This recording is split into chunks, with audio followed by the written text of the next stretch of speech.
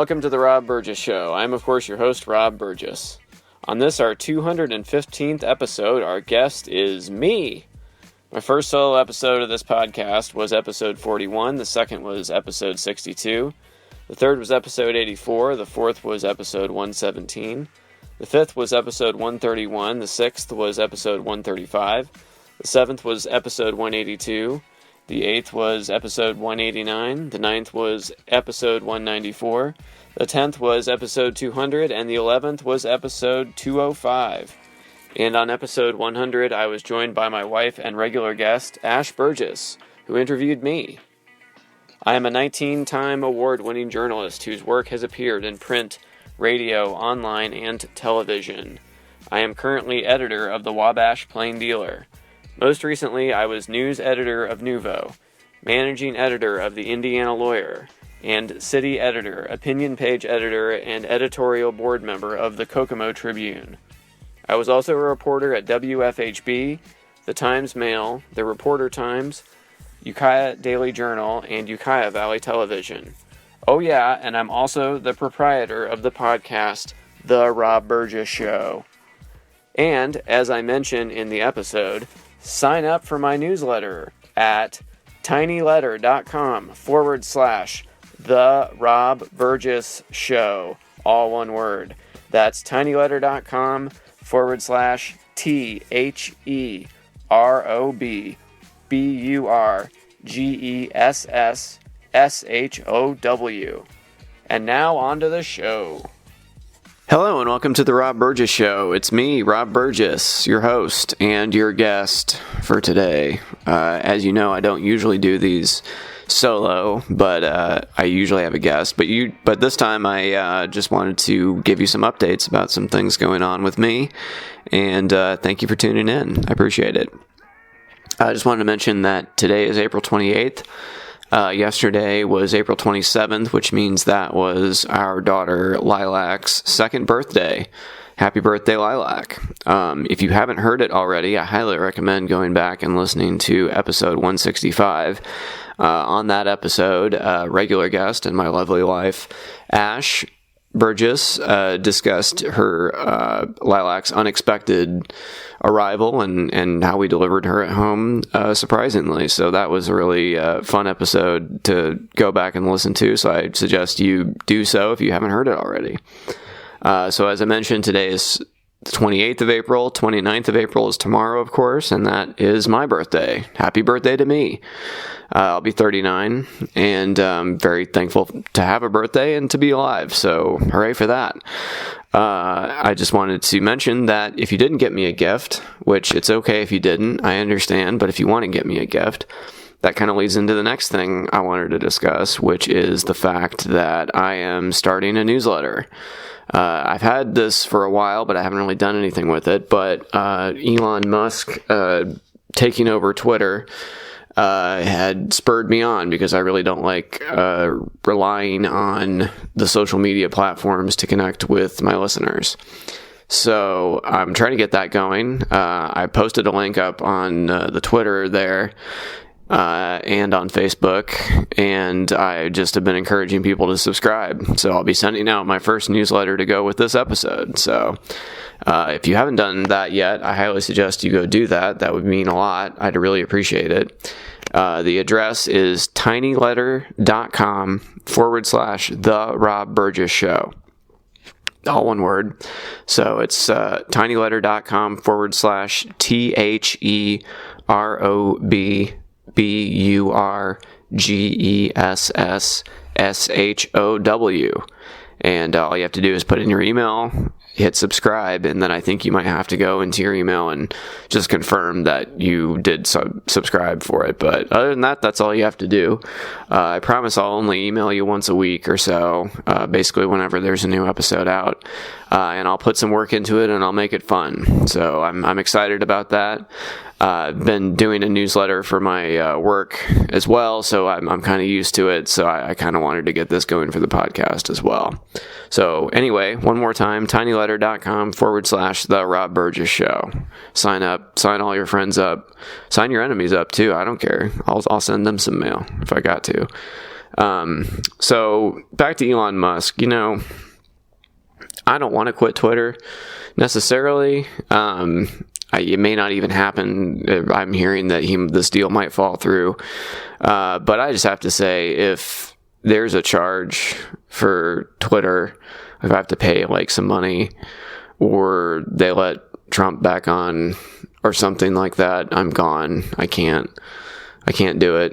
I'm sure there's other things that would cause me to leave too that he could change about it, but I've decided that those are my two red lines. So that kind of spurred me on to get my newsletter going, because I really don't like providing all this content for these people, and then they do things like what I think they're going to do. So anyway, just wanted to put that out there in case I suddenly disappear off of Twitter. You'll know why. But like I said, this might fall through, and Elon Musk may not be the new owner of Twitter, but we'll see. I guess to be continued on that. So anyway, please do sign up for my newsletter, though. That would be great. So, what's going on with me? Well, I'm glad you asked. So, last time I did a solo episode, well, the last time was in November, and I talked about the elections that had happened then. But before that, I had caught you up on everything that was up with me as of, I think, last August.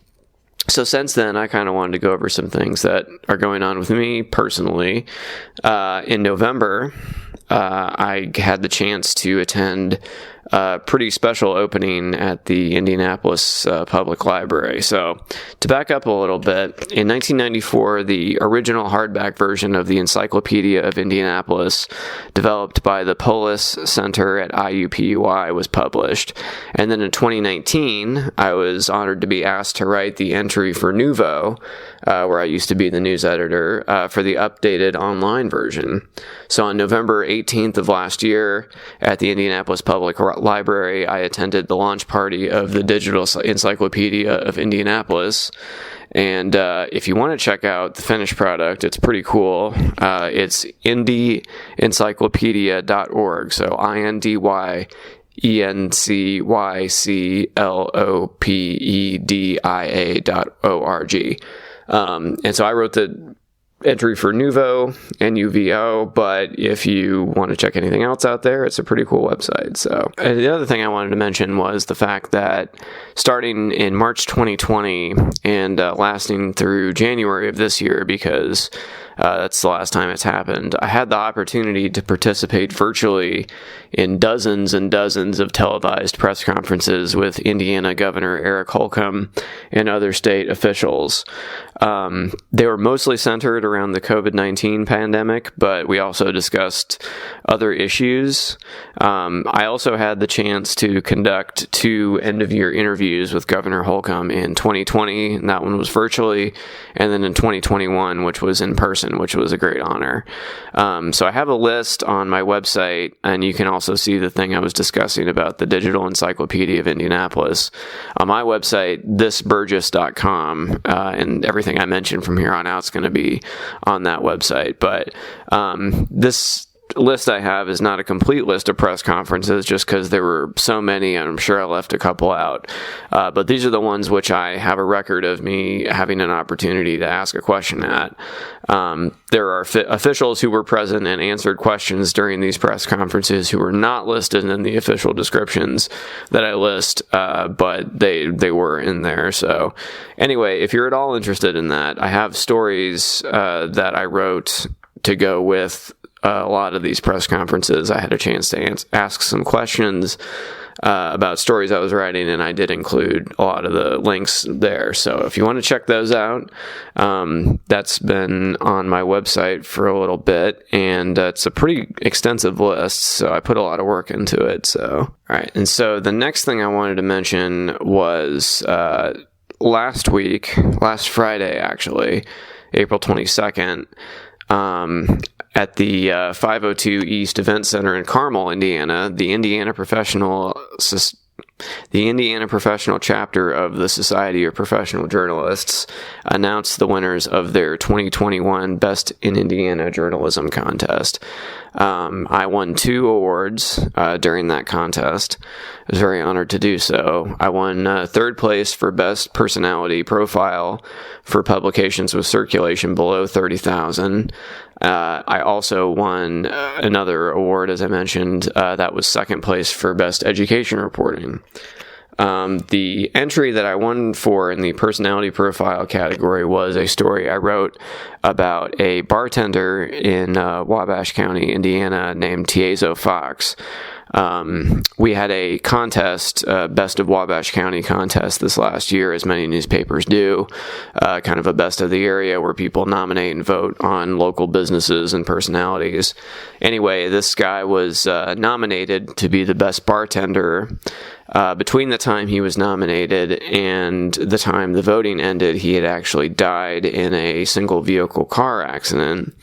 And his widow had gone on Facebook, I noticed, and was encouraging people to vote for him kind of in a memorial sense. And he did end up winning. And so for the story that went along with our special section about the winners, I wrote a profile of him. So if you want to check that out, it's, like I said, on my website, thisburgess.com. And like I said, I was very proud of that story. Obviously, it won an award, but I thought it was a fitting tribute, and his friends and family talked to me for it, and I thank them very much for letting me tell his story. So as I mentioned, also that night I won Best Education Reporting, 2nd place for that. I, for that one, had to submit a package of stories. So this was actually 5 different stories that I submitted for this. 2 of them were about this local program called Literacy for Companionship. That's a program that pairs emerging readers with dogs and cats at the local animal shelter. They practice their reading with the animals that need a home. So I thought that was a really interesting program. So I wrote 2 stories. Kind of one was a preview story about getting it going, and the other was I actually went and visited them while they did it. 3rd story in the entry there it was a teacher at Sharp Creek Elementary School in Wabash, Indiana. Her name was Amber Bretzman. That was the teacher, and she was teaching 9/11 to her 5th graders, and this was on the 20th anniversary of it. For this entry, I also included, in addition to the story I wrote about that, the acrostic poems the students wrote as part of the assignment in the class that I covered. So acrostic poems are, I'm sure you've seen them before, the first letter of each line spells out a word, and so you put them in order and look down the left-hand side and you can see what word it spells. So her students wrote poems after learning about 9/11 about that in an acrostic style. So I included those on the opinion page a couple days after the story ran, and I included that in this entry. Also, I included, this was in the paper on September 11th, the front pages from the Wabash Plain Dealer from September 11th, 2001 and September 12th, 2001. For that, I actually had some help from Wabash Carnegie Public Library Executive Director Ware Wimberly, who was very gracious, and he took the time to dig those out of the archives there at the library. So I republished that inside the paper, that same edition where I wrote the story. The 4th story in this education reporting entry that I submitted was about another group from Sharp Creek Elementary there in Wabash. This was the K Club members. That's the children's version of the Kiwanis, showing appreciation to local veterans on Veterans Day. And I actually talked to some of the veterans that received these, and they told about their experiences with those kids. So that was fun. And the 5th story was about the results of the 2nd year of Operation Reach Out, which Operation Reach Out is a program that's been developed locally since the start of the pandemic, basically to send cards around Christmas and the holidays to people that are in nursing homes, rehabilitation centers, who might be feeling completely isolated, and some students from some different schools did help out with that. So I included that, and I am very, like I said, I'm very honored to be winning more awards for my writing. I've won 19 awards now in my career thus far, but I don't take any of it for granted, and I really appreciate it every time I'm recognized by my peers. So I'm very proud of all that. So if you have any inkling that you want to check any of that out, that is all on my website, thisburgess.com. Well, gosh, that's most of what I have to tell you about right now. Mainly, the thing that I want you to do after listening to this is subscribe to my newsletter. I really want to get that going. I need all your emails. I need them. So let's connect directly. Let's cut these middlemen out. You know what I mean? Done with these billionaires playing with our lives. Although I'm sure a billionaire owns Tiny Letter now that I'm thinking about it.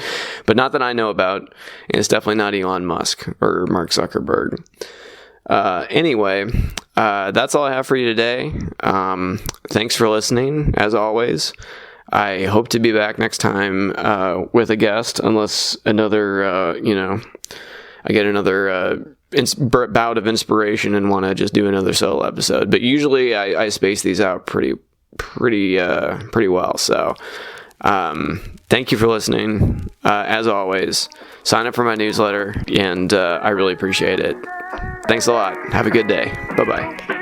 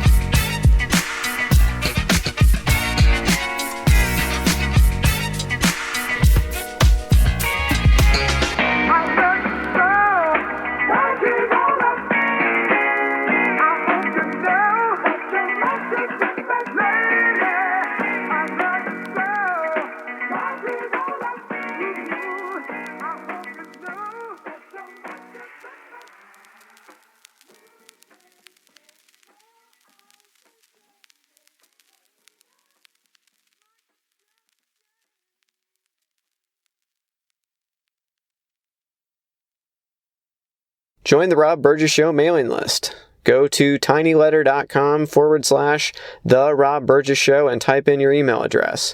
Then respond to the automatic message. Also, please make sure to comment, follow, like, subscribe, share, rate, and review everywhere the podcast is available, including iTunes, YouTube, SoundCloud, Stitcher, Google Play Music, Twitter, Internet Archive, TuneIn, RSS, and now Spotify. The official website for the podcast is www.therobburgessshow.com.